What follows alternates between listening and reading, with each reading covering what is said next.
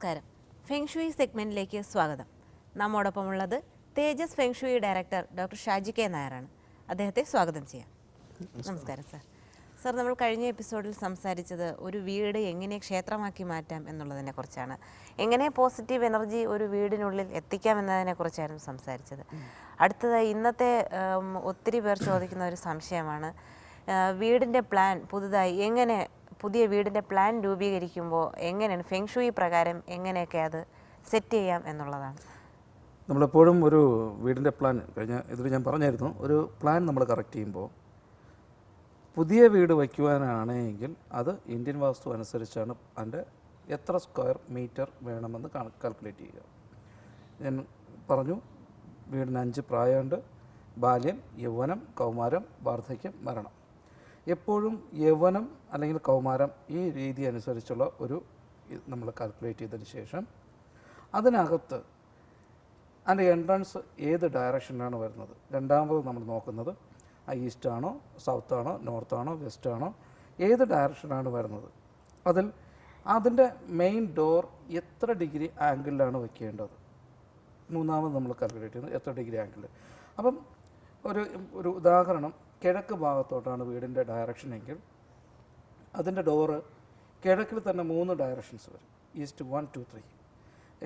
80 degree to ഏകദേശം 90 degree വരെ east 1, 90 to 105 east 2, 105 to 110 വരെ ഈസ്റ്റ് 3. ഇങ്ങനെ 3 സെക്ഷനാണ് വരുന്നത്. അതിൽ 80 to 85 ഡിഗ്രി അല്ലെങ്കിൽ 75 to 85 ഡിഗ്രി വരെ വരുന്ന ഈസ്റ്റ് 1 വരുന്ന ഭാഗം, അത് കറക്റ്റ് കാൽക്കുലേഷൻ എടുത്ത് കൃത്യമായിട്ട് അറിയാൻ പറ്റും. ആ ഈസ്റ്റ് 1 വരുന്ന രീതി അനുസരിച്ച് നമ്മൾ പ്ലാൻ കറക്റ്റ് ചെയ്യുമ്പോൾ ഏറ്റവും നല്ല പോസിറ്റീവ് എനർജി നമ്മുടെ വീടിൻ്റെ ഉള്ളിലോട്ട് കടന്നു വരും. അതായത് ഫെങ്ഷുയി പ്രകാരം ഡബിൾ 8 എന്ന് പറഞ്ഞൊരു കോമ്പിനേഷനാണ് ഏറ്റവും വലിയ പോസിറ്റീവ് എഫക്റ്റ്. അത് ഫ്ലൈയിങ് സ്റ്റാർ ഫെങ്ഷുയി മുഖേന നമ്മളത് കറക്റ്റ് ചെയ്തെടുക്കുന്നതാണ്.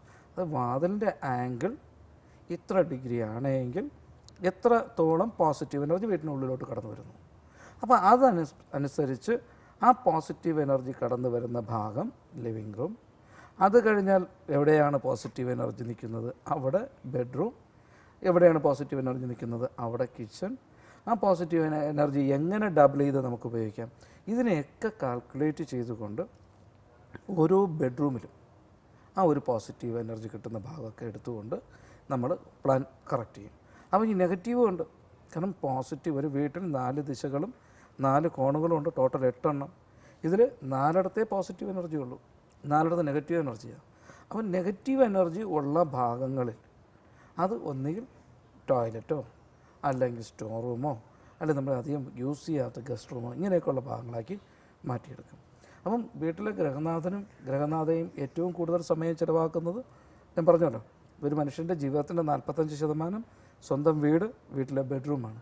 നമ്മൾ കിടന്നുറങ്ങിയിട്ട് രാവിലെ എണീക്കുമ്പോൾ നമുക്കുണ്ടാകുന്ന മൂഡ് അതാണ് അന്നത്തെ ദിവസത്തെ കംപ്ലീറ്റ് കൊണ്ടുപോകുന്നത്. അപ്പോൾ ആ രീതി അനുസരിച്ച് ഏറ്റവും പവർഫുള്ളായിട്ടുള്ള പോസിറ്റീവ് എനർജി കിട്ടുന്ന ആ ഗ്രഹനാഥൻ്റെയും ഗ്രഹനാഥയുടെയും ആ വീട്ടിൽ താമസിക്കുന്ന എല്ലാവരുടെയും ഡേറ്റ് ഓഫ് ബർത്ത് വെച്ച് കാൽക്കുലേറ്റ് ചെയ്തതിന് ശേഷം ഏത് റൂമാണോ സൂട്ടബിൾ ആ റൂമിൽ നമുക്ക് ഇത് കറക്റ്റ് ചെയ്ത് കൊടുക്കും. ആ റൂം നമുക്ക് സൂട്ടബിളായിട്ടുള്ള രീതിയിൽ മാറ്റിയെടുക്കുമ്പോൾ അവരുടെ ജീവിതത്തിൻ്റെ 50% പ്രശ്നം അവിടെ താമസിക്കാൻ ചെല്ലുമ്പോൾ തന്നെ തീരും.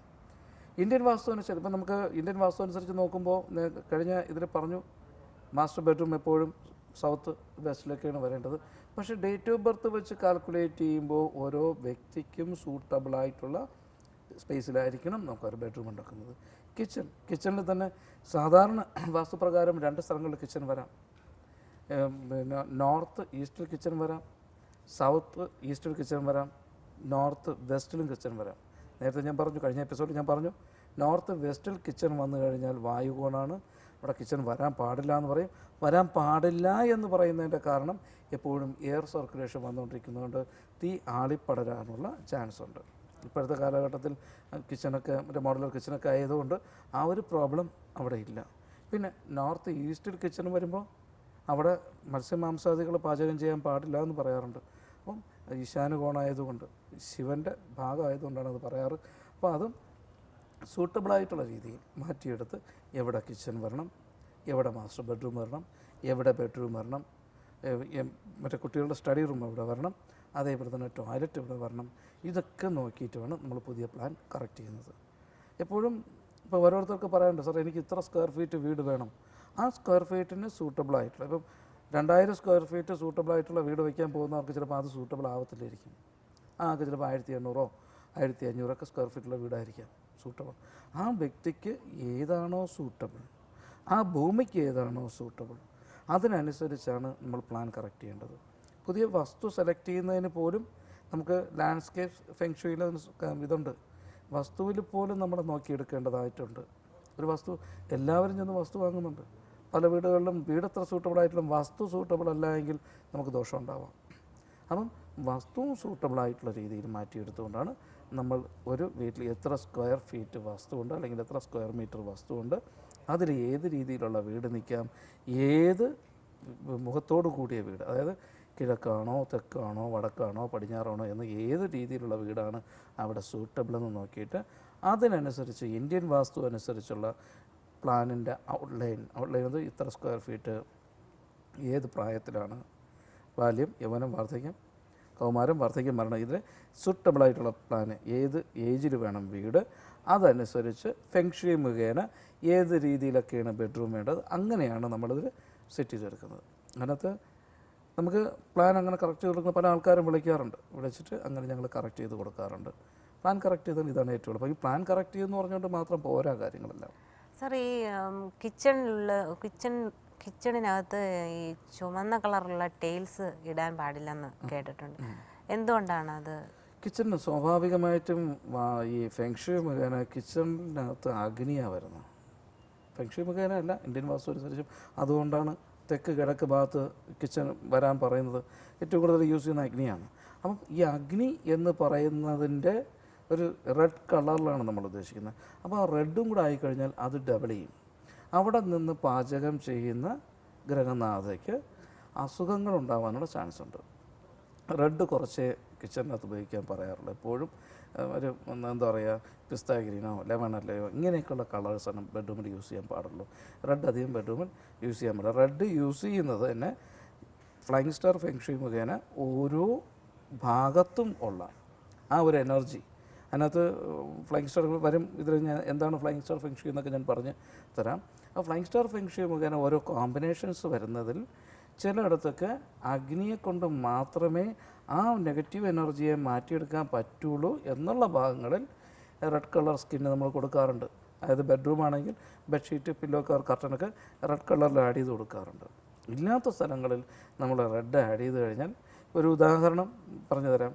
കിഴക്ക് എന്ന് പറയുന്ന സ്ഥലത്തിൻ്റെ ഫെങ്ഷുയി മുഖേന അവിടുത്തെ ധാതു എന്ന് പറയുന്നത് മരമാണ്. അവിടെ തെക്കിൻ്റെ ധാതു എന്ന് പറയുന്ന അഗ്നിയാണ്. ഈ റെഡ് കളർ, അതായത് അഗ്നി സംബന്ധിച്ചിടത്തോളം അതിനെ എടുത്ത് കിഴക്ക് ഭാഗത്ത് കൊടുത്തു കഴിഞ്ഞാൽ അവിടെ നെഗറ്റീവായിട്ടുള്ള എഫക്റ്റ് ഉണ്ടാകും. കാരണം അഗ്നി മരത്തെ നശിപ്പിക്കും. അപ്പോൾ ആ വീട്ടിലുള്ളവർക്ക് അസുഖം കൂടുതലാകാൻ ചാൻസ് ഉണ്ട്. കിഴക്ക് ദർശനമുള്ള വീടുകളിലൊക്കെ പല വീട്ടിലെ ഫ്രണ്ടിൽ കാർപ്പറ്റ് റെഡ് കളറൊക്കെ ഇടാറുണ്ട്. അതൊക്കെ ഒരു ചെയ്യേണ്ടത് ഏറ്റവും നമ്മളിതിൽ സിമ്പിളായിട്ട് മനസ്സിലാക്കാൻ പറ്റുന്നൊരു കാര്യം, വീട്ടിനകത്ത് ഒരു ഫർണിച്ചർ പോലും നമ്മൾ സെറ്റ് ചെയ്യേണ്ട രീതി നമുക്ക് സൂട്ടബിളായിട്ടുള്ള രീതിയിൽ സെറ്റ് ചെയ്ത് കഴിഞ്ഞാൽ വളരെ നല്ല പോസിറ്റീവ് എനർജി കിട്ടും. ഇവൻ ഞാൻ കാർപ്പറ്റിൻ്റെ കാര്യം പറഞ്ഞു. റെഡ് കളർ കാർപ്പറ്റ് വളരെ കാണാൻ നല്ല ഭംഗിയാണ്, കൊണ്ടിടും, വീട്ടിൻ്റെ നേരെ ഫ്രണ്ടിൽ കൊണ്ടിടും, നെഗറ്റീവ് എഫക്റ്റ് ഉണ്ടാവും.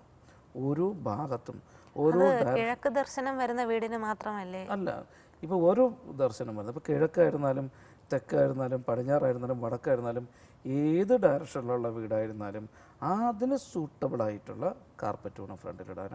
ഓരോ റൂമുകളിലും അതിനകത്ത് സൂട്ടബിളായിട്ടുള്ളത് വേണം നമുക്കിടാൻ. ഏറ്റവും ഇപ്പം ബെഡ്റൂമിൻ്റെ കാര്യം തന്നെ നോക്കിക്കഴിഞ്ഞാൽ, ബെഡ്റൂമിൽ ഞാൻ കഴിഞ്ഞ ഇതിൽ പറഞ്ഞു ഒരു മനുഷ്യൻ്റെ ജീവിതത്തിൻ്റെ 45% ബെഡ്റൂമിലാണ്. അപ്പം ബെഡ്റൂമിൽ എപ്പോഴും നമുക്ക് പോസിറ്റീവ് എനർജിയാണ് കിട്ടേണ്ടത്. ഈ പറയുന്ന നമ്മുടെ 2-5 കോമ്പിനേഷൻ, അതേപോലെ 4-3 എന്നൊക്കെ പറയുന്ന ഫ്ലൈയിങ് സ്റ്റാർ ഫെങ്ഷൻ വരുന്ന ഓരോ കോമ്പിനേഷൻസ് ഉണ്ട്. ഈ കോമ്പിനേഷൻസ് വരുന്ന ആ സമയത്ത് അതിൻ്റെ റെമഡിയാണ് നമ്മൾ ഈ പറയും പോലെ കളർ ആഡ് ചെയ്തുകൊണ്ട് നമ്മളത് മാറ്റിയെടുക്കും. അപ്പോൾ അങ്ങനെ ചെയ്യുമ്പോൾ പോലും നമുക്ക് അധികം ഫർണിച്ചർ പാടില്ല ബെഡ്റൂമിനകത്ത്. ബെഡ്, ഒരു ടേബിൾ അല്ലെങ്കിൽ ഒരു കബോർഡ്, അത്രയും പാടുള്ളൂ. ഈ പഴയ എന്താ പറയുക, പുറത്തിട്ടുകൊണ്ട് പോകുന്ന തുണികൾ പോലും ഇട്ടുകൊണ്ട് ബെഡ്റൂമിനകത്ത് കയറാൻ പാടില്ല എന്ന് വരെ പറയാറുണ്ട്.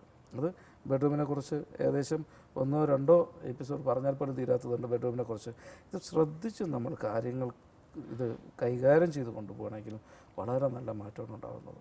ഈ കഴിഞ്ഞ ഇതിൽ ഞാൻ പറഞ്ഞു, കിച്ചൻ്റെ സ്ഥാനവും അല്ലെങ്കിൽ പൊട്ടി ചെയ്ത് ഉടഞ്ഞതുമായിട്ടുള്ള സാധനങ്ങൾ വീട്ടിൽ വയ്ക്കാൻ പാടില്ല, കിച്ചണിനകത്ത് തന്നെ പൊട്ടി ചെയ്ത് ഉടഞ്ഞതുമായിട്ടുള്ള പാത്രങ്ങൾ വയ്ക്കാൻ പാടില്ല, പഴയ ഡ്രസ്സുകൾ വയ്ക്കാൻ പാടില്ല. ഇതൊക്കെ കാര്യങ്ങൾ വളരെ വിശദമായിട്ട് ഞാൻ പറഞ്ഞു തന്നായിരുന്നു. അതേപോലെ ഇവൻ നമ്മുടെ പാത്രം, ബുക്സ്, ഇങ്ങനെയുള്ള കാര്യങ്ങൾ, ഇലക്ട്രോണിക്സ് എക്യുപ്മെൻറ്റ്സ്, 1 വർഷമായി നമ്മൾ ഉപയോഗിക്കാതിരിക്കുന്ന എല്ലാ സാധനങ്ങളും വീട്ടിൽ നിന്ന് മാറ്റുമ്പോൾ തന്നെ 25% അവിടെ നമ്മുടെ പ്രശ്നം മാറിക്കഴിയും. എല്ലാ ദിവസവും തറ തുടയ്ക്കുന്നതിൻ്റെ കൂടെ 1 സ്പൂൺ കല്ലുപ്പും കൂടെ ഇട്ട് തുടച്ച് കഴിഞ്ഞാൽ 50% പ്രശ്നം മാറിക്കഴിയും. കാരണം ഏറ്റവും നല്ല പോസിറ്റീവ് എനർജി വീട്ടിനുള്ളിലോട്ട് കടന്നു വരുന്നതിന് തടസ്സമായിരുന്ന സാധനങ്ങളാണ് നമ്മളെടുത്ത് മാറ്റിയിട്ടുള്ളത്. അതിന് ഓരോ ഡയറക്ഷനിലുമുള്ള പ്രധാന വാതിലൊരു ഘടകമാണ്. എന്നാലും ഈ പ്രധാന വാതിലിനെ കുറിച്ചൊക്കെ ഞാൻ അടുത്ത എപ്പിസോഡിൽ പറഞ്ഞു തരാം. ഇങ്ങനെയുള്ള കാര്യങ്ങൾ നമ്മൾ എല്ലാവരും ചെയ്യാൻ വേണ്ടി, എന്നാൽ നമുക്ക് ഒട്ടും പ്രയാസമില്ലാതെ മടിച്ചിരിക്കുന്ന പല കാര്യങ്ങളും നമ്മുടെ വീട്ടിൽ ചെയ്താൽ, നമ്മുടെ ജീവിതം ഒരു അടുക്കും ചിട്ടയോട് കൊണ്ടുപോയാൽ ഈ പറയുന്നത് എല്ലാ പ്രശ്നങ്ങളിൽ നിന്നും നമുക്ക് കരകയറാൻ പറ്റും. അതാണ് വീടിനെ ഒരു ക്ഷേത്രമാക്കി മാറ്റുക എന്ന് നമ്മൾ കഴിഞ്ഞ എപ്പിസോഡ് പറഞ്ഞതേ തന്നെ വീണ്ടും പറയുന്നു, വീട് ക്ഷേത്രമാക്കുക. കൂടുതൽ എന്തെങ്കിലും സംശയങ്ങളോ കാര്യങ്ങളോ നിങ്ങൾക്കുണ്ടെങ്കിൽ നിങ്ങളുടെ വീട്ടിൽ താമസിക്കുന്ന എല്ലാവരുടെയും ഡേറ്റ് ഓഫ് ബർത്തും വീടിൻ്റെ ഡയറക്ഷൻ എങ്ങനെയാണെന്ന് നോക്കിയതിന് ശേഷം എന്നെ വിളിക്കുക. ഞാനൊന്ന് വിശദമായിട്ട് നോക്കിയിട്ട് നിങ്ങളുടെ സംശയങ്ങളും കാര്യങ്ങളും ഫോൺ വഴി തന്നെ തീർത്തു തരാം. അല്ലെങ്കിൽ ഡയറക്റ്റ് നിങ്ങളുടെ വീട്ടിൽ വന്ന് നോക്കി എന്തൊക്കെ പ്രശ്നമാണോ അതെങ്ങനെ പരിഹരിക്കാം നോക്കിയതിന് ശേഷം അതിനുള്ള കറക്റ്റുള്ള റെമഡി പറഞ്ഞു തരാം. അടുത്ത സെഗ്മെൻറ്റിൽ കാണുന്നത് വരെ നമസ്കാരം.